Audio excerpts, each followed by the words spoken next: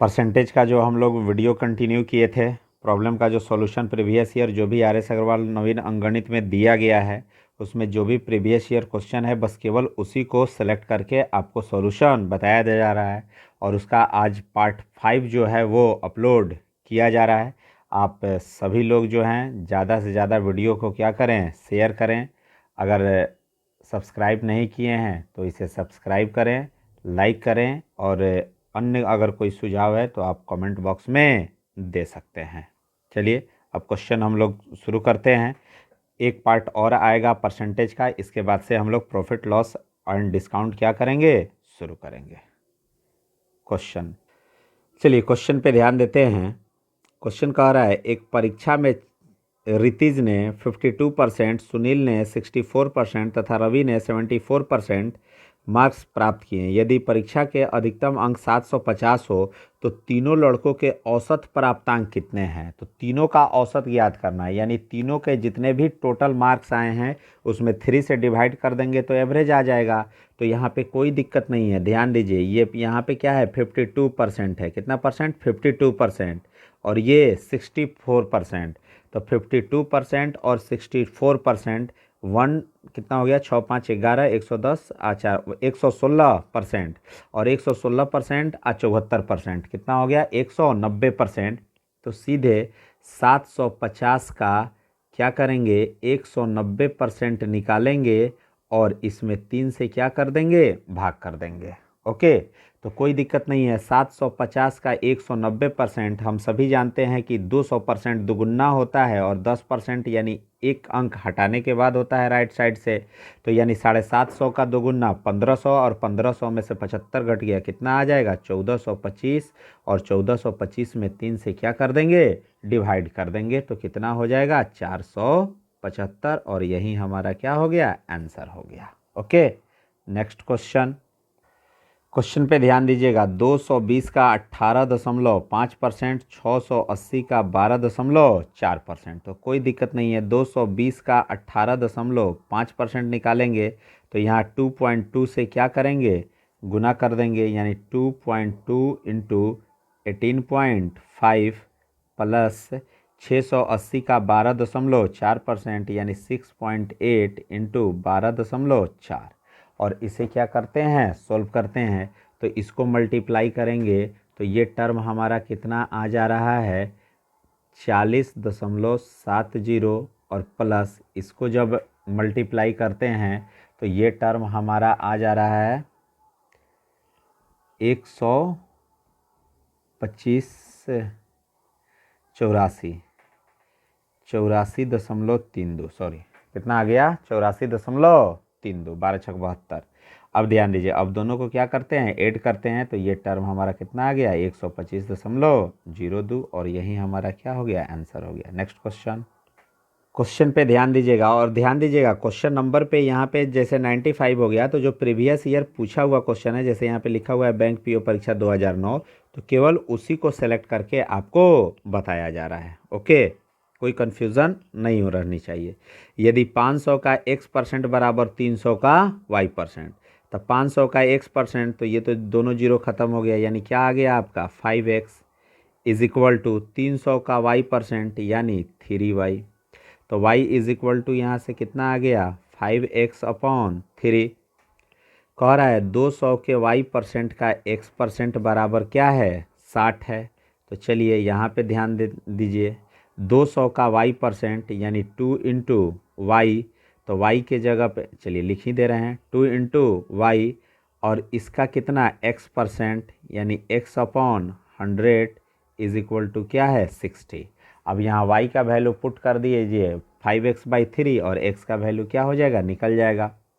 तो 2 से ये हो गया आपका 50, यानी y इंटू एक्स, यानी यहाँ पे ध्यान दीजिएगा 5x/3 into x is equal to 50 से 60 में मल्टीप्लाई हो गया 3000। तो यहाँ से ध्यान दीजिएगा 5 से कट गया, ये कितना आ गया 600। तो x square is equal to 1800, x square is equal to 1800। तो एक्स इज इक्वल टू क्या हो गया, √1800। तो 1800 का वर्गमूल तोड़ना है तो 900 दूना 1800 यानी 30√2। तो x का वैल्यू क्या आ गया? 30√2। नेक्स्ट क्वेश्चन पे ध्यान दीजिएगा। एक संख्या के 45% का 15% 105.3 हो तो इस संख्या का 24% कितना है? तो सबसे पहले तो संख्या निकालेंगे। तो ध्यान दीजिएगा, क्वेश्चन कह रहा है क्या कि संख्या के 45% यानी 45/100 का 15% यानी 15/100 और यह किसके बराबर है? 105.3 के बराबर है। तो यहाँ पे ध्यान दीजिएगा, इसे क्या करते हैं? सोल्व करते हैं। 5 से 29, 5 से 20 और यहाँ पे हो गया 3। तो ध्यान दीजिएगा, अब सोल्व करते हैं। 9 से ये कट जाएगा, 9 1 जा 9, 1 5 15, 9 1 जा 9, 6 3 तो 9 7 जा। अब 3 से करेंगे तो ये हो जाएगा 39 यानी 3.9। तो x का वैल्यू आ गया 20 400 इंटू 3.9। तो ये टर्म आपका आ गया 0, 4 9 36, 4 3 12, 12 3 15 यानी टर्म आपका आ गया 1560। ओके, अब इसका क्या करना है? 24% निकाल लेना है। क्वेश्चन कह रहा है कि 24% क्या होगा? तो कोई दिक्कत नहीं, 1560 का 24%, तो 1560 का जब 24% हम लोग निकालेंगे तो कितना आएगा? यानी 15.6 गुना 24 मल्टीप्लाई करने पे आ रहा है 374.4 और यही हमारा क्या हो गया? ऑप्शन हो गया। क्वेश्चन कह रहा है नेक्स्ट, 500 के 6/7 का 42% का 35%। तो लिखेंगे 500 का 6/7 का 42% का 35%। और इसे क्या करते हैं? सोल्व कर लेते हैं। 100 5 जा 7 6 जा 5 7 जा 5 से 20, 5 4 जा 2, 2 जा 2, 3 जा 2, 3 जा यानी 3 3 जा 9 और 9 7 जा 63। तो कितना टर्म आ गया? 63। ऑप्शन नहीं है, आंसर होगा इनमें से कोई नहीं। नेक्स्ट क्वेश्चन कह रहा है, एक भिन्न के अंश में 25% वृद्धि करे तथा हर दुगुना करे तो प्राप्त भिन्न 5/9 है, तो मूल भिन्न क्या है? कोई दिक्कत नहीं है, मान लेंगे कि मूल भिन्न जो है वो x है और 25 x/y है। और ध्यान दीजिएगा, अंश में कह रहा है 25% की वृद्धि कर दे तो 125/100 और कह रहा है क्या कि हर दुगुना करें तो दुगुना इज इक्वल टू, तो प्राप्त भिन्न जो है वो 5/9 है। 25 पचे 25 चौके 5 एकम 5 यानी जो मूल भिन्न है x/y वो हो गया 8/9। तो आंसर क्या हो गया? 8/9। नेक्स्ट चलिए, फ्रैक्शन का क्वेश्चन है, आसान क्वेश्चन है। एक भिन्न के अंश में 220% वृद्धि कर दिया जाए और हर में 150% की वृद्धि कर दिया जाए तो परिणामी भिन्न जो है वो 4/5 हो जाता है। तो मूल भिन्न क्या है? कोई दिक्कत नहीं है, मूल भिन्न x/y है। 220% की वृद्धि कर दी गई तो 320 हो गया और नीचे 150% की वृद्धि कर दी गई तो 250 हो गया और कितना आ रहा है? 4/5। तो यहाँ से 0 to 0 कैंसिल, 8 चौके 32 और 5 पचे 25 यानी भिन्न x/y बराबर क्या हो गया? 5/8। That is required answer. Okay, next फिर उसी पैटर्न का क्वेश्चन है। एक भिन्न के अंश में 200% की वृद्धि करने तथा हर में 400% की वृद्धि करने पर परिणामी भिन्न 1.1/20 यानी 21/20 होती है, तो मूल भिन्न क्या है? कोई दिक्कत नहीं है, मूल भिन्न जो है वो x/y है। 200% की वृद्धि हो गई बालक तो 300 और हर में जो है वो 400% की वृद्धि हो गई तो 500 और ये कितना हो गया? 21/20। लड्डू टू लड्डू कैंसिल, 3 7 जा 5 4 जा तो आंसर कितना हो गया 7/4 यानी 1.3/4। तो मूल भिन्न जो है वो कितना है 1.3/4 है। नेक्स्ट चलिए ध्यान दीजिएगा, बहुत ही अच्छा क्वेश्चन है, लेकिन देखिए बहुत क्विकली बनेगा। चीनी के मूल्य में 10% की कमी होने पर, तो 10% की कमी तो 10 बटा, पहले देख लीजिए कौन सा प्राइस निकालना है, घटा या बढ़ा हुआ प्राइस निकालना है तो 100, और मूल प्राइस निकालना है तो 10% कमी है तो 10 घटा के क्या लिखेंगे 90, अगुना 1116 रुपया में 6.2 kg चीनी अधिक खरीद रही है, तो 1116 अब बटा 6.2, ये 10 और 10 से होगा 111.6 अब बटा 6.2, इसको भाग करेंगे कितना आएगा 18 रुपया प्रति केजी, यानी घटा हुआ मूल्य क्या हो गया 18 रुपया प्रति केजी। नेक्स्ट क्वेश्चन पे ध्यान दीजिए, कह रहा है एक वस्तु पर ब्रोकरी रेट जो है वो 4% से इंक्रीज होकर 5% हो गया, फिर भी उसके इनकम में कोई परिवर्तन नहीं हुआ, तो उसके व्यापार में कितने प्रतिशत की कमी आई। यानी ध्यान दीजिएगा, पहले 100 रुपया में कितना कमाता था 4 रुपया कमाता था, अब 100 रुपया में कितना कमा रहा है 5 रुपया कमा रहा है, अब कितना कमा रहा है 5 रुपया, तो 5 रुपया कमा रहा है, लेकिन 5% अब मिल रहा है 100 रुपया में, लेकिन अभी भी उसकी इनकम पहले इतनी ही आ रही है, कितनी आ रही है 4 रुपया ही आ रही है। तो क्वेश्चन कह रहा है क्या कि बताइए कि उसके इनकम में, उसके टोटल आय में, उसके व्यापार में कितने प्रतिशत की कमी आई है, उसके व्यापार में कितने प्रतिशत की कमी आई है। तो यहाँ 4/5 गुने 100 कर देंगे, यानी अब उसका व्यापार जो है वो 80% का ही रहा है, तो 80% का रहा है, पहले 100% था अब 80% का ही रहा है, यानी क्या हो गया 100 माइनस 80, यानी 20% की क्या हो गई है कमी आई है, 20%। नेक्स्ट क्वेश्चन पे ध्यान दीजिएगा, अमन का खर्च बीमल के खर्च से 30% अधिक है तथा बीमल का खर्च रमन के खर्च से 10% कम है। यदि तीनों के खर्चों का योग 6447 हो तो अमन का खर्च कितना है। तो ध्यान दीजिएगा यहाँ पे कौन कौन है, अमन है, बीमल है और रमन है। बीमल का खर्च रमन से 10% कम है, यानी रमन का 100 है तो बीमल का 90 है, रमन का 100 है तो बीमल का 90 है, और कह रहा है अमन का खर्च बीमल से 30% अधिक है, तो 90 का 30% 27, यानी इसका कितना हो गया 117, तो ये अनुपात हो गया 117, 90 और 100 का।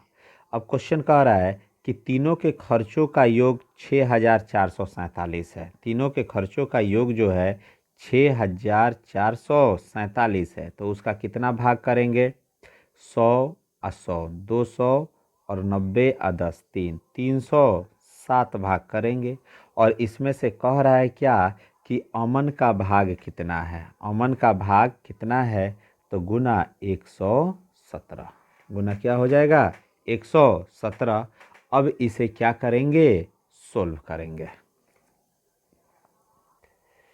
तो ये इससे कटाएंगे तो ये कितना आ रहा है 21, और 21 से 117 में क्या करेंगे गुना करेंगे, तो 2 4 5 7, और यही हमारा क्या हो गया आंसर हो गया। नेक्स्ट क्वेश्चन पे ध्यान दीजिएगा, 50 किलोग्राम शीशे व टीन के मिश्रण में 60% शीशा है, 50 केजी का टोटल मिश्रण है जिसमें शीशा जो है वो कितना है 60% है, 60% यानी 30 किलोग्राम क्या है शीशा है।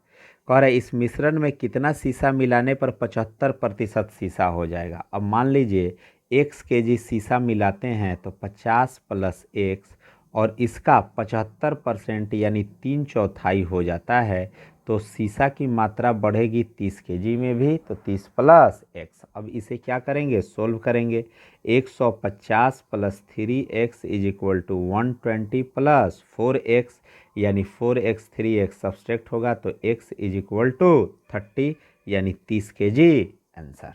नेक्स्ट क्वेश्चन पे ध्यान दीजिएगा, देखिए अगर आपसे क्वेश्चन बन भी गया है तो एक बार अच्छे से जो है मैं जो तरीका बता रहा हूँ उस तरह आप लोग देख लीजिए, कैलकुलेशन करने का आपका तरीका बदल जाएगा, और जब तरीका बदल जाएगा स्पीड खुद ब खुद आपका इन्हांस हो जाएगा। यदि 7% लवण वाले 12 लीटर घोल को उबालकर 4 लीटर पानी को वाष्पित कर दिया जाए तो शेष बचे घोल में लवण का प्रतिशत कितना होगा। तो 12 लीटर में कितना लवण है, 7% लवण है, यानी 0.84 क्या है, साल्ट है। अब इसमें से 4 लीटर पानी निकाल दिया गया तो अब कितना हो गया, 8 लीटर। साल्ट की मात्रा तो वही है, तो कह रहा है अब बताइए 8 लीटर में 0.84 साल्ट है तो उसका परसेंटेज क्या होगा। तो इसको क्या करेंगे, सोल्व करेंगे। तो ये हो जाएगा 84/8, यानी 10.5%। क्या हो जाएगा आंसर, 10.5%। ऑप्शन इसका कट चुका है, 10.5%। नेक्स्ट क्वेश्चन पे ध्यान दीजिएगा। किसी परीक्षा में ए तथा बी क्रमशः अधिकतम अंकों का 60% तथा 30% अंक प्राप्त करते हैं। इनके प्राप्तांकों का योग 783 है, तो परीक्षा में पूर्णांक कितने थे। तो 60% और 30%, यानी कितना हो गया 90%। और 90% बालक कितना है, 783 है, तो 100% टोटल कितना हो जाएगा। तो 783/90 इंटू 100, और ये कट जाएगा, 9×8 = 72, 9×7 = 63, यानी 870। Okay, next question. क्वेश्चन पे ध्यान दीजिएगा। किसी परीक्षा में 5% अभ्यर्थी अयोग्य घोषित हुए हैं तथा योग्य अभ्यर्थियों में से 85% समान वर्ग के थे। यदि 4275 योग्य अभ्यर्थी अन्य वर्गों से हों तो कुल कितने अभ्यर्थियों ने आवेदन किया। तो कुल अभ्यर्थियों एक्स ने आवेदन किया, 5% अयोग्य घोषित हो गए, तो 5% अयोग्य घोषित हो गए तो बचे कितने योग्य, 95%। इसमें से 85% जनरल हैं, तो अन्य कितने हो गए, 15%। और इनकी संख्या कितना है, 4275। अब इसे हम लोग क्या करेंगे, सोल्व करेंगे। 20 ये हो गया, 19 3 जा 4 जा, 19 से कट जाएगा, 19 दूना 38, 4 और 7 47, फिर 19 दूना 38 और 19 पचे 95। ओके, और ये 3 से कट जाएगा, 3 सते 21 और 3 पचे 15, यानी x = 75 × 400, यानी टोटल इसको मल्टीप्लाई करेंगे तो कितना हो जाएगा, 300 यानी 30,000। टोटल कितने विद्यार्थी थे, 30,000। नेक्स्ट क्वेश्चन पे ध्यान दीजिएगा। एक परीक्षा में 42% अभ्यर्थी गणित में और 52% अंग्रेजी में अनुत्तीर्ण हुए, यानी फेल हो गए। तो ध्यान दीजिएगा, मैथ में 42% फेल हुए, अंग्रेजी में जो है 52% फेल हुए, और मैथ और अंग्रेजी दोनों में 17% फेल हुए। तो टोटल फेल कितने हुए, तो इसको ऐड करते हैं और इसको क्या करते हैं, सब्सट्रैक्ट करते हैं। तो ये कितना आ गया, 77%, यानी 100 में से 77% क्या हो गए, फेल हो गए। तो पास कितने हुए हैं, 23%।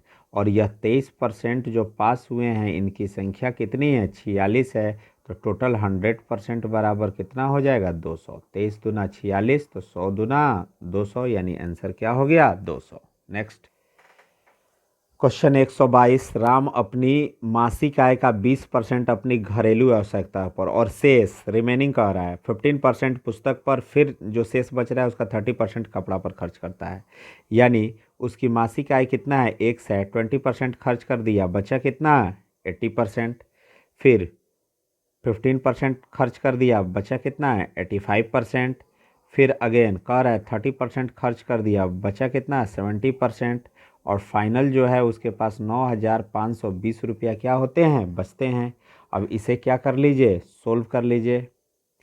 20 बचे, 20 चौका फ्रैक्शन ही लिख लीजिए, 17, और ये हो गया 20, और ये हो जाएगा 7, और यहाँ क्या हो जाएगा 10, 4 बचे 20।